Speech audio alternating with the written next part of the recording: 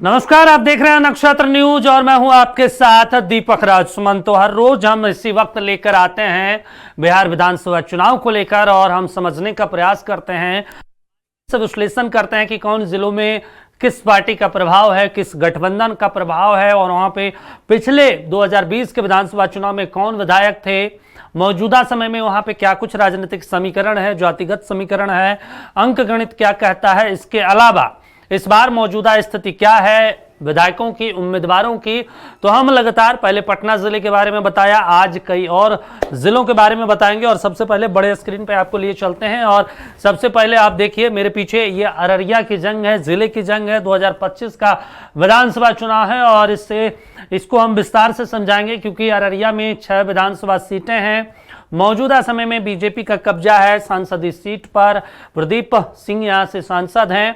अररिया में अगर बात करें, रानीगंज विधानसभा सीट है, फारबिसगंज है, अररिया है, इसके अलावा सिकटी सीट है।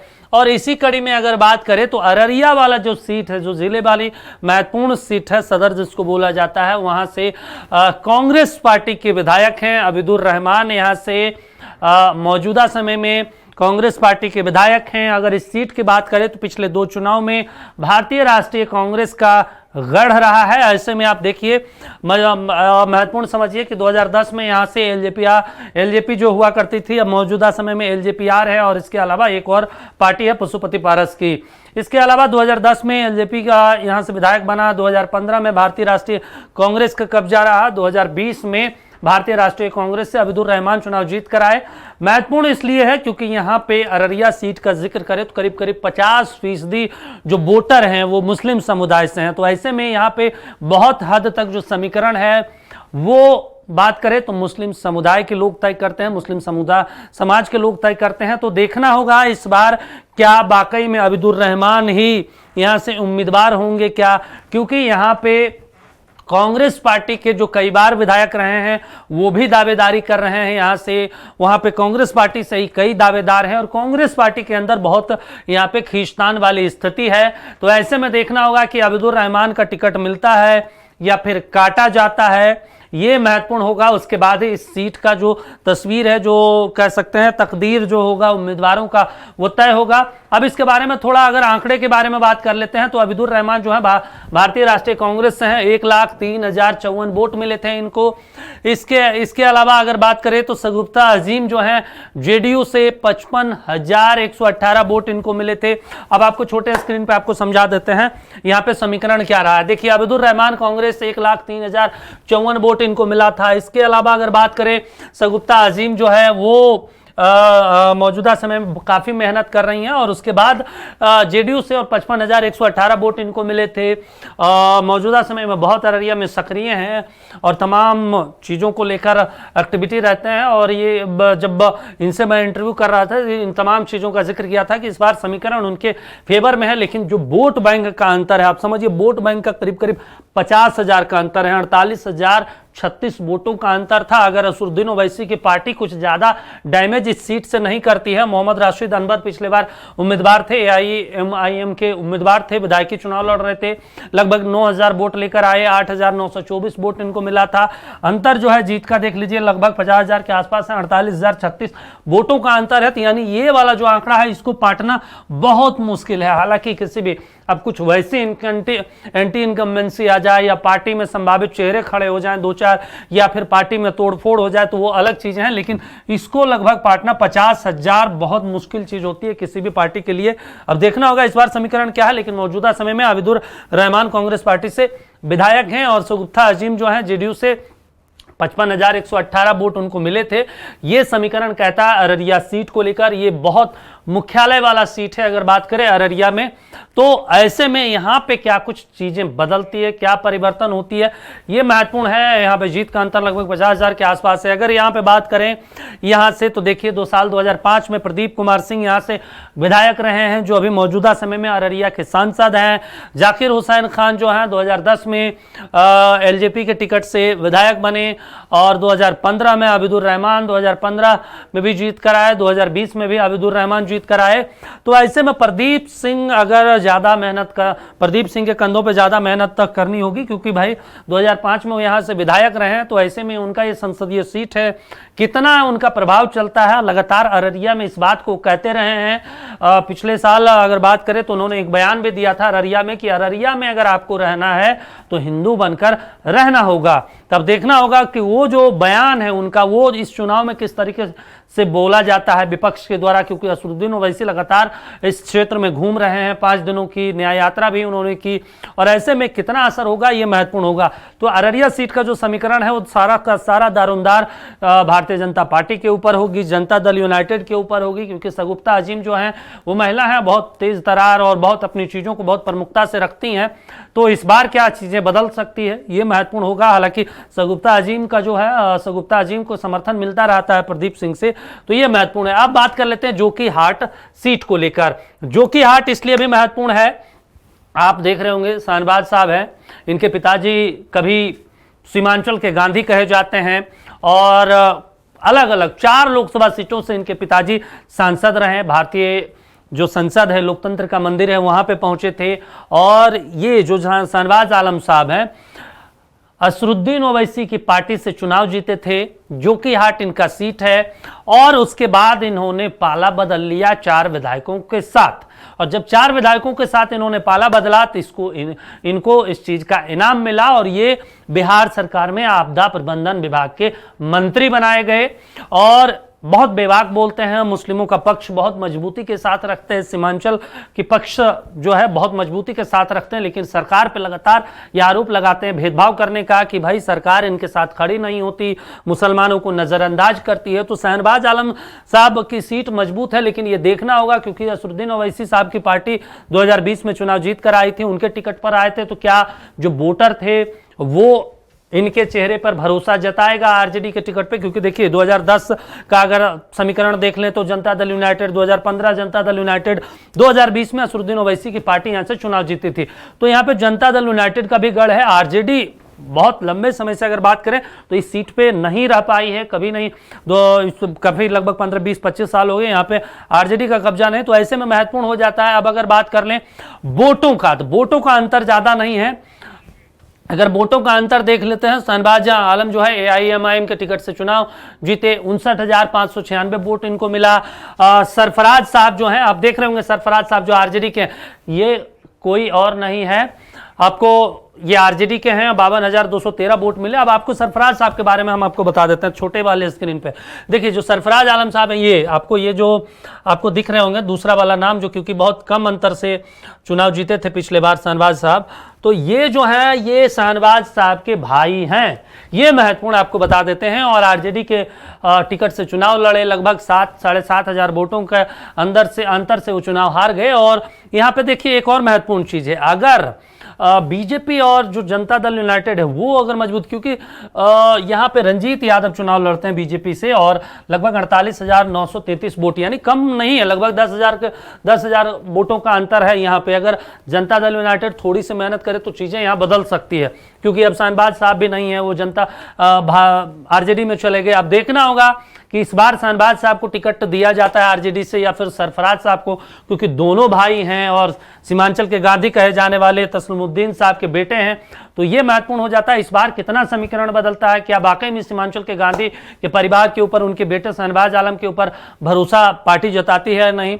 अब देख लीजिए यहाँ पे स्थिति, जैसा हमने कहा कि लगभग 15-20 साल हो गए राष्ट्रीय जनता दल के यहाँ से कोई उम्मीदवार नहीं आया। तो देखिए 2005 में अगर बात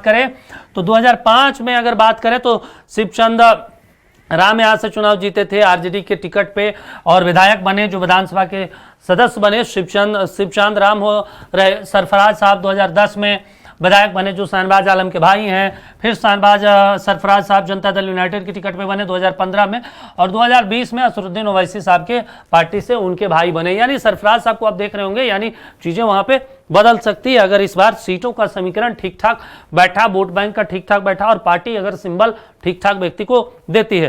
तो ये एक महत्वपूर्ण है अररिया सीट को लेकर। और इसके अलावा कई ऐसे जिले हैं बिहार में, क्योंकि ये 6 विधानसभा सीटें हैं और 6 विधानसभा सीटों का हमने आपको समीकरण बता दिया। बिहार विधानसभा चुनाव के लिहाज से सीमांचल इलाका इसलिए है क्योंकि कहा जाता है तेजस्वी यादव अगर मुख्यमंत्री नहीं बने साल 2020 में तो फिर यही वो क्षेत्र है जिसके वजह से वो नहीं बन पाए, कारण जो भी हो। लेकिन इस तरफ असदुद्दीन ओवैसी साहब की पार्टी ने अच्छा खासा वोट काटा था और लगभग 5 ऐसी सीटें थी जहां पे आरजेडी चुनाव जीत सकती थी, लेकिन चीजें बदल गई और बदल ऐसी गई, समीकरण सारे ध्वस्त हो गए कि सारा का सारा कह सकते हैं कि 10-12 सीटों से सरकार बनाने से तेजस्वी यादव चूक गए। तो यह अररिया का समीकरण हमने आपको समझा दिया। एनडीए का गढ़ माना जाता है, लेकिन एनडीए के लिए कम चुनौती नहीं होगी। तेजस्वी और राहुल लगातार इस क्षेत्र में काम करते रहे हैं, असदुद्दीन ओवैसी लगातार इस क्षेत्र का दौरा कर रहे हैं, भ्रमण कर रहे हैं। तो अररिया सीट के बारे में हमने आपको बता दिया। इससे पहले हमने आपको पटना जिले के बारे में बताया कि पटना जिले में कुल 14 विधानसभा सीटें। अब आपको बताते हैं अरवल की। अरवल आप समझ सकते हैं कहां पे है, ये जहानाबाद वाला इलाका है, औरंगाबाद वाला इलाका है। यहां से महानंद सिंह माले से विधायक हैं मौजूदा समय में। ये सीट अगर देखें तो हर 5 साल में कुछ ना कुछ बदल जाता है। साल 2010 में भारतीय जनता पार्टी यहां से चुनाव जीत कर आई, 2015 में राष्ट्रीय जनता दल चुनाव जीत कर आई और 2020 में कम्युनिस्ट पार्टी। यहां से महानंद सिंह है। इस बार लग रहा है कि चीजें बदल सकती है। अगर कम्युनिस्ट पार्टी को ये टिकट मिलता है तो संभवतः ये रिपीट हो सकते हैं, लेकिन यहां पे पेच फंसा हुआ है महागठबंधन में कि आरजेडी चाह रही ये सीट आरजेडी को मिले, क्योंकि पिछले 2015 में भी वहां से विधायक रहे, मजबूत स्थिति में है। और अब तो जहानाबाद में सुरेंद्र यादव जो हैं वो सांसद हैं राष्ट्रीय जनता दल के। तो ऐसे में कोशिश होगी कि अरवल वाले इलाके में ये सीट आरजेडी ले, लेकिन इतना आसान नहीं होगा क्योंकि कम्युनिस्ट पार्टी का विधायक है मौजूदा समय में भाकपा माले का। तो यहाँ पे चीजें बदल सकती है। महानंद सिंह मौजूदा समय में विधायक हैं। अब इसके बारे में हम थोड़ा सीट का समीकरण समझ लेते हैं। यहाँ पे किस साल में किस पार्टी के विधायक रहे हैं और कौन कौन विधायक रहे हैं, ये बहुत महत्वपूर्ण हो जाता है। अगर आप देखें ये जो 2020 का हमने आपको बता दिया। अब देख लीजिए वोट कितने मिले, क्योंकि यहाँ पे भी अंतर करीब 20,000 का है। महानंद सिंह माले से 68,286 वोट लेकर आते हैं। दीपक शर्मा बात करें भारतीय जनता पार्टी के 48,336 वोट लेकर आते हैं।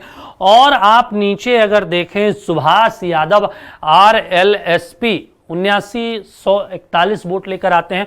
RLSP का मतलब वही उपेंद्र कुशवाहा की जो पार्टी है, जो पहले वाली पार्टी थी। अब तो हालांकि अब तो RLM है, राष्ट्रीय लोक मोर्चा उनकी पार्टी है, लेकिन पहले RLSP हुआ करती थी तो राष्ट्रीय लोक समता पार्टी। तो वो उसका उन्होंने विलय कर दिया और फिर उसके बाद जब नाराज हुए तो फिर नई पार्टी बनाई RLM।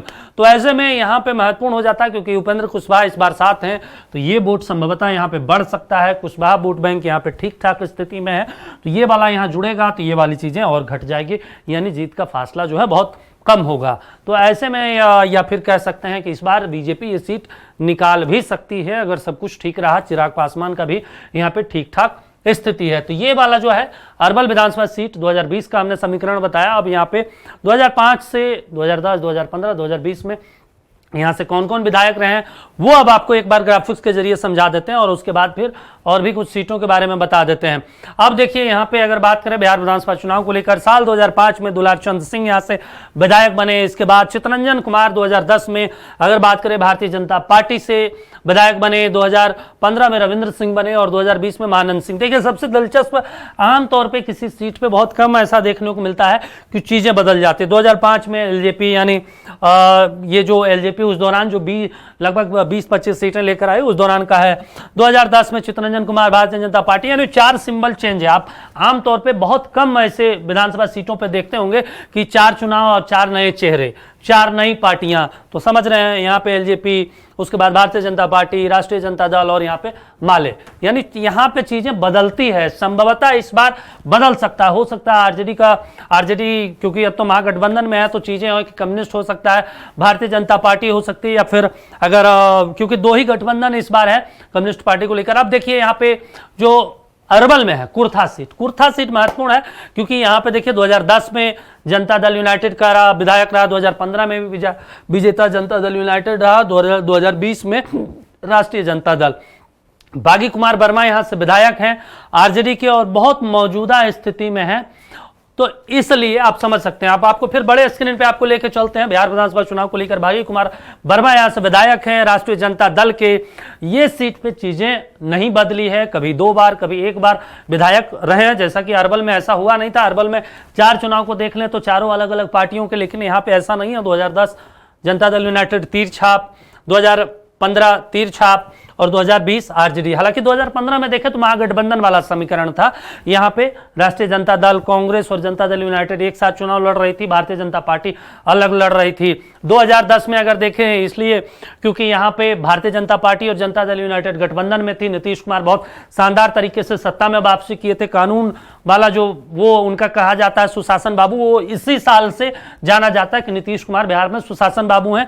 और इतना उन्होंने काम किया था कि तमाम के तमाम सीटें ध्वस्त कर दिए थे। आरजेडी के लिए बहुत 10-15 सीटें छोड़ दी गई, जनता ने ही 10-15 दिया। तो ऐसे में आप समझ सकते हैं कि ये जनता दल यूनाइटेड का गढ़ है कुर्था, और इस बार चीजें बदल सकती है इसलिए क्योंकि हाल ही फिलहाल में पूर्व केंद्रीय मंत्री नागमणि जो है वो बीजेपी में शामिल हुए हैं और वो चाह रहे हैं कि कुर्था से टिकट उनको मिले। तो ऐसे में यहां देख लीजिए 3 बार जनता दल यूनाइटेड, आरजेडी 1 बार। अब आपको छोटे स्क्रीन पे आपको समझा देते हैं यहाँ पे क्या स्थिति है, देख लीजिए। सुचित्रा सिन्हा 2005 में, इसके अलावा अगर बात करें सुचित्रा सिन्हा 2005 में विधायक बनी, सत्यदेव सिंह 2010 में, सत्यदेव सिंह 2015 में, बागी कुमार वर्मा 2020 में। तो ऐसे में ये इस बार संभवतः है कि जेडीयू का टिकट मिले, लेकिन नागमणि जब बीजेपी में आए हैं तो बीजेपी की कोशिश होगी, लेकिन मुझे नहीं लगता कि बीजेपी इतना बड़ा रिस्क लेगी इस सीट को लेकर। ये जनता दल यूनाइटेड के झोली में ही जाएगा। अब देखना होगा नागमणि किस सीट से चुनाव लड़ते हैं, क्योंकि वो कुर्था में लगातार मेहनत कर रहे हैं, दावा भी कर रहे हैं चुनाव जीत को। और बिहार में उनके पिताजी को लेनिन बोला जाता है, जगदेव बाबू, और जगदेव बाबू के ऊपर बहुत राजनीति होती है और तमाम जो सियासी पार्टियां हैं जगदेव बाबू के नाम पर वोट बैंक और कुशवाहा समुदाय, तमाम चीज़ों को साधने की कोशिश की जाती है। तो कुर्था में बड़ा व्यापक असर भी देखने को मिलेगा, खासतौर से कुशवाहा समुदाय को लेकर। अब अगर बात करें वोट बैंक को लेकर तो बागी कुमार वर्मा को 54,227 जो है वोट मिला था 2020 के विधानसभा चुनाव में। और इसके अलावा अगर बात करें सत्यदेव कुशवाहा जो है जेडीयू से, जनता दल यूनाइटेड से, यहाँ पे 26,417 वोट मिले। भुवनेश्वर जो पाठक हैं एलजेपी के, वो 20,509 वोट लेकर आया। अब अगर देख लीजिए यहाँ पे जेडीयू के हार का कारण 2020 में कौन बनी? एलजेपी, क्योंकि अगर आप इसको जोड़ देंगे तो यहाँ पे लगभग आपका 46-47 हजार वोटों के इर्द गिर्द में आ जाता है यहाँ पे। और लगभग 54,000 वोट अपोजिशन को मिले थे जो विधायक कैंडिडेट रहा। जीत का अंदर 27,810 रहा, यानी लगभग 7-7.5 हजार वोटों से चुनाव यहाँ पे एनडीए हार गई थी, यानी नीतीश कुमार की पार्टी हार गई थी। तो ऐसे में इस बार जो है एलजेपी भी साथ में है, भारतीय जनता पार्टी भी साथ में है। और बड़ी स्क्रीन पे आपको दिखा देते हैं, क्योंकि इस बार ये जो दोनों वाला आंकड़ा है, एलजेपी और जेडीयू बीजेपी सब साथ है, तो इस बार चीजें यहाँ पे बदल सकती है कुर्था में, ये महत्वपूर्ण हो जाता है। अब देखना होगा कि कितना बदला जा सकता है, क्योंकि नागमणि आए हैं तो जाहिर सी बात है चीजें यहाँ बदल सकती है, मेहनत हो सकता है, मेहनत किया जा सकता है एनडीए की तरफ से। ये अरवल और कुर्था वाली सीट का समीकरण हमने आपको बताया, अररिया की हमने 2 सीटों के बारे में बताया, और भी कुछ जिलों के बारे में बताएंगे, लेकिन यहाँ रुकना एक छोटे से ब्रेक के लिए, फौरन हाजिर हो। चलिए ब्रेक के बाद एक बार फिर से आपका स्वागत है। हम अररिया के 2 विधानसभा सीटों के बारे में हमने बताया और अरवल की 2 विधानसभा सीटों के बारे में बताया। अब आपको सीधे ले चलते हैं पटना और बड़ी स्क्रीन का इस्तेमाल करते हुए आपको दिखाते हैं पहले पटना का मौसम क्या है, और उसके अलावा हमारे सहयोगी मरगूब जुड़े हैं, मरगूब से समझते हैं इस बार अरवल की जो 2 विधानसभा सीटें हैं, कुर्था वाली और अरवल वाली, क्योंकि यहां महत्वपूर्ण हो जाता है, उसको समझ लेते हैं इस बार क्या है। मरगूब, एक बड़ा सवाल है अरवल जिले की 2 विधानसभा सीटों के बारे में बात करें। कुर्था पे अगर देखा जाए, पिछले बार एलजेपी की वजह से जनता दल यूनाइटेड चुनाव हार गई। एलजेपी लगभग 20-21 हजार वोट लेकर आई थी, उसकी पार्टी चिराग पासवान की पार्टी। तो कुर्था में इस बार क्या लग रहा है? और अरवल सीट को लेकर अगर बात करें तो अरवल सीट में अगर जो है इस बार नागमणि जी भी जो आए हैं वो भी कुर्था से चुनाव लड़ना चाहते हैं, तो इस बार का समीकरण क्या कहता है इन दोनों सीटों पर?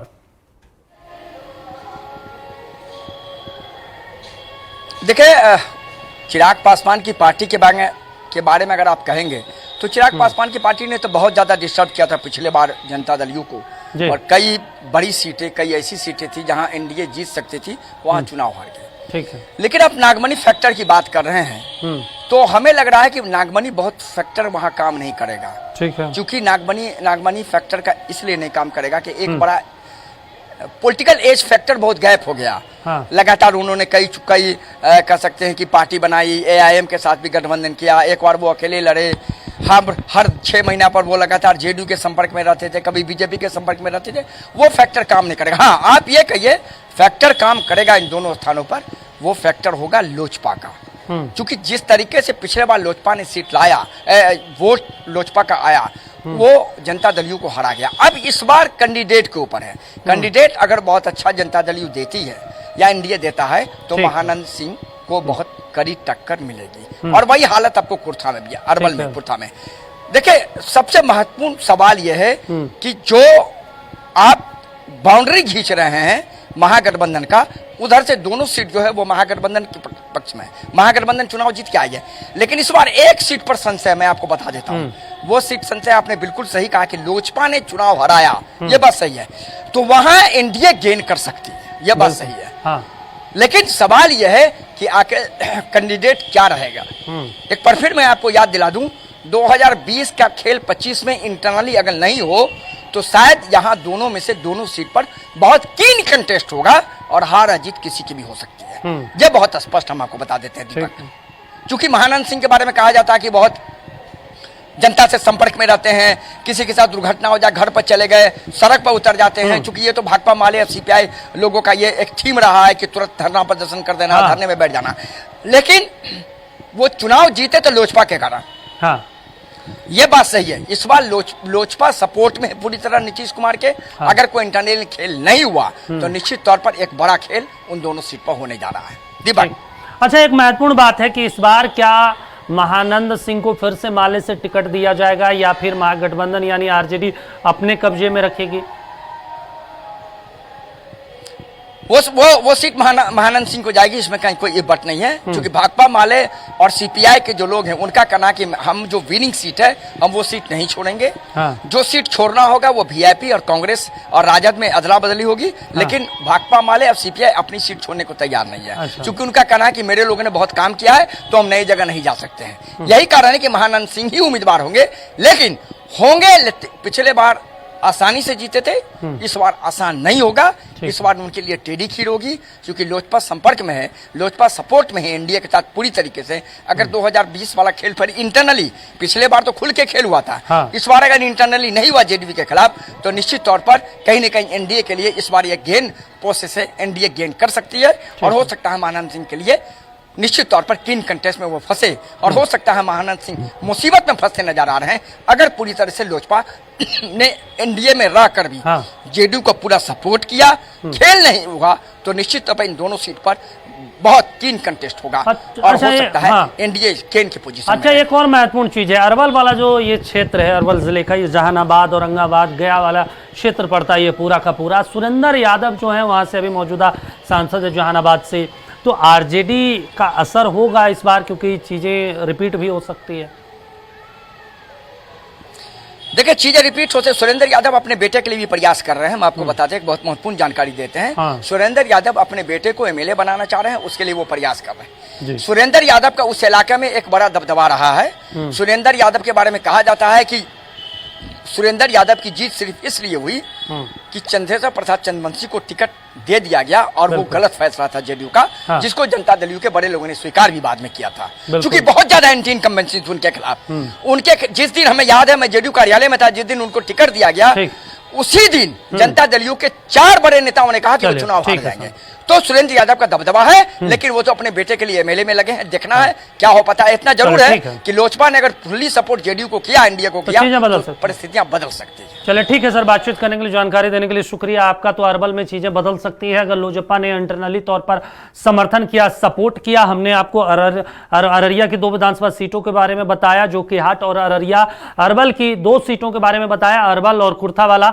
इस बार समीकरण कितना बदलता है, गठबंधन किस उम्मीदवार को अपना उम्मीदवार बनाती है, ये महत्वपूर्ण होगा। लेकिन देखना होगा क्योंकि अभी चुनाव में वक्त है। देखते रहिए नक्षत्र न्यूज। नमस्कार।